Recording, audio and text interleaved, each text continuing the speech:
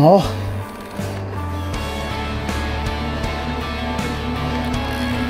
Jako je to trošku dřina.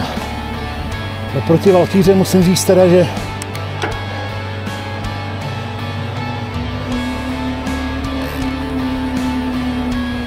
tohle se tě zeptá na fyzičku trošku. Když je to elektro a i když člověk jde na turbo. Valkýře je to jedno tam. Chytnu za plyn a valím, když jsem unavený. Nebo když jsem línej, nebo když mám kondici.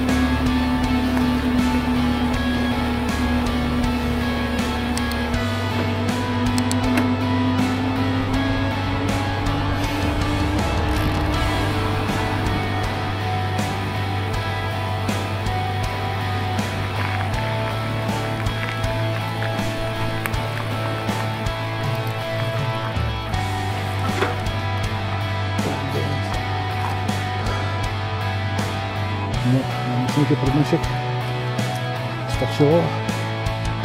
Budeme postupně přidávat. Zaštělat kondičku. Tak se potkáme na rychlebách. Nějaký normální bajku.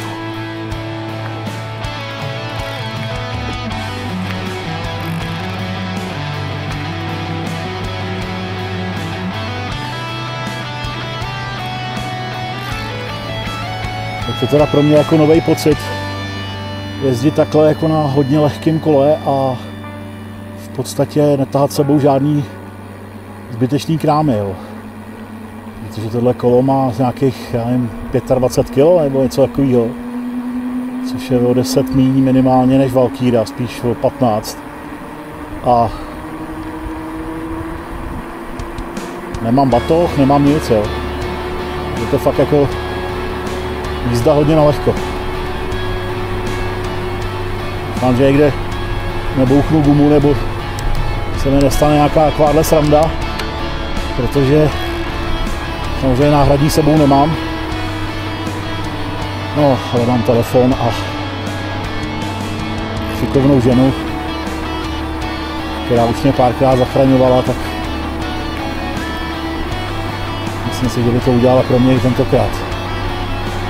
Ale teda musím znovu říct, že po rovince a z kopce tohle jede naprosto úžasně. Jako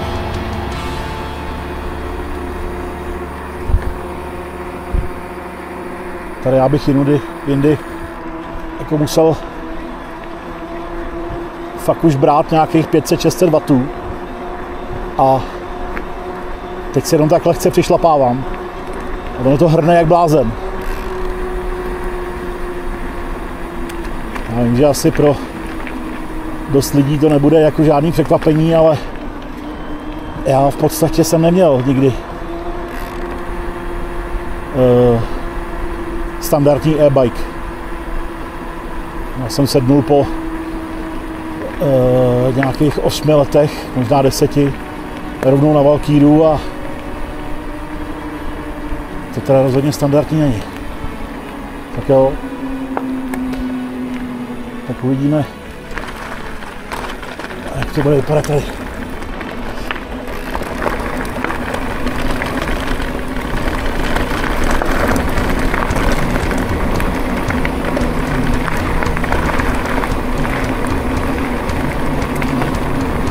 Jako na to, že tam není žádný special tlumič opředu, je tam v podstatě nějaký silver od RockShoxů z 160 kubej, tak to docela to žehlí.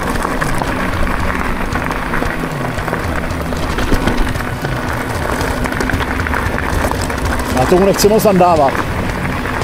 Přeci jenom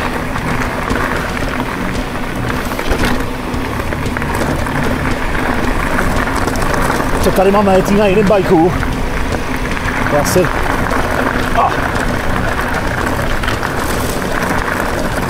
je to vidět podle mého stylu jízdy.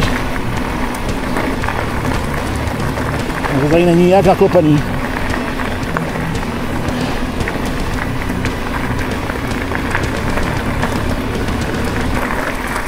Tak se trošku bojím na té šetolince, abych se nedal na držku.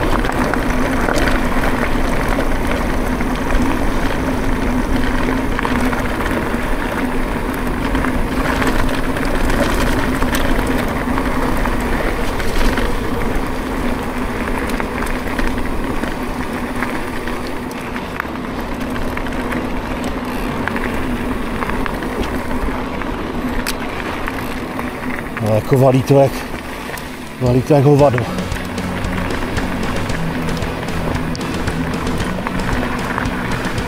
Do kopečka taková švanda nebyla.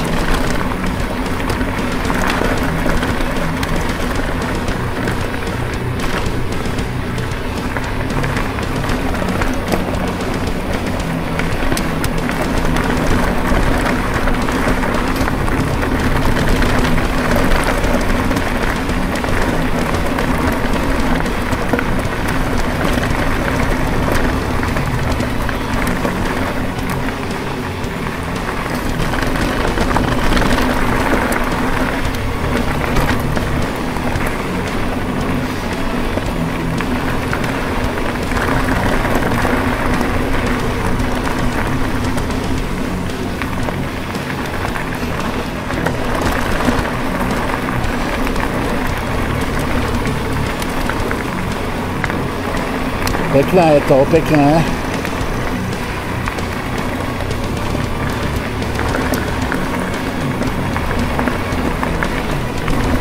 Hezky to jde za řídítkama. Tohle je jako jednoduchý terén, jo. Respektive žádný terén. Tak se ničemu divit, ale mě to prostě uspokojuje. Stačí ke štěstí málo. Třeba se nezabít.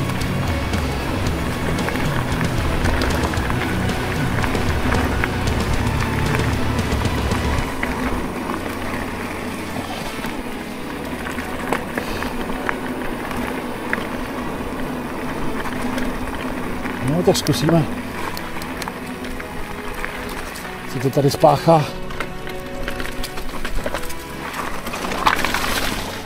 Cestou zpátky.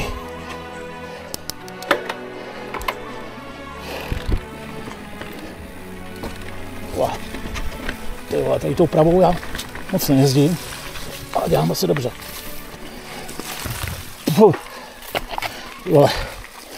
Tak jsem vymet jako všechno možný.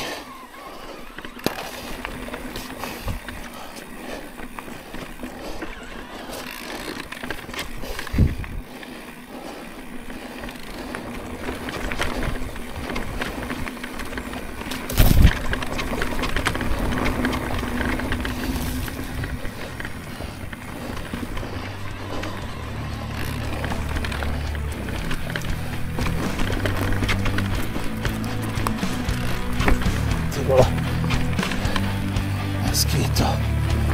Hezký je to.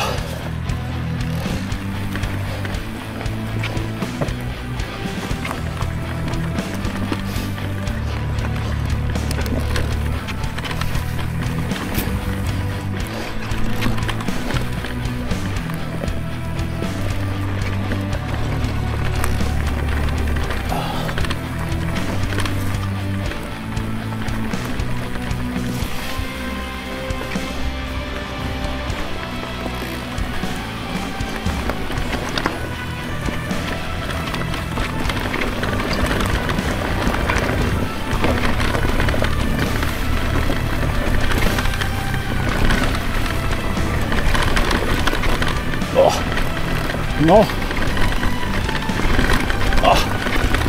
Je to trošku drnkačka teda. Proti velký hře musím říct, že teda je to znát, no.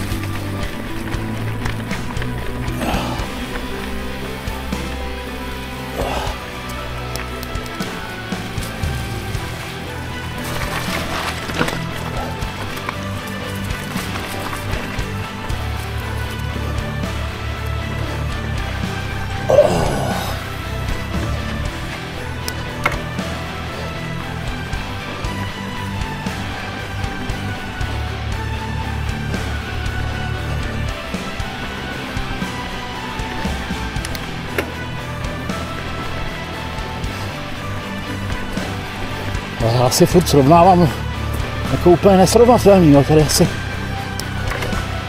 bylo spíš dobrý jako srovnávat normální bike tady s tím.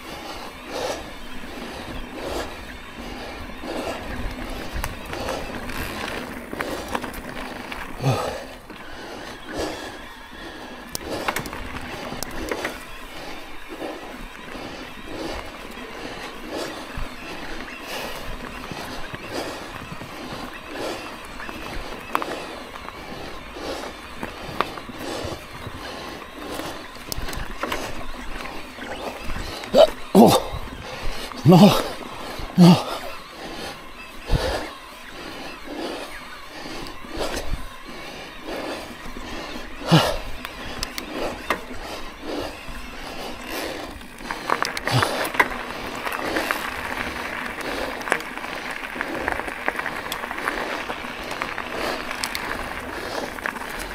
To trošku něco jiného. Tak.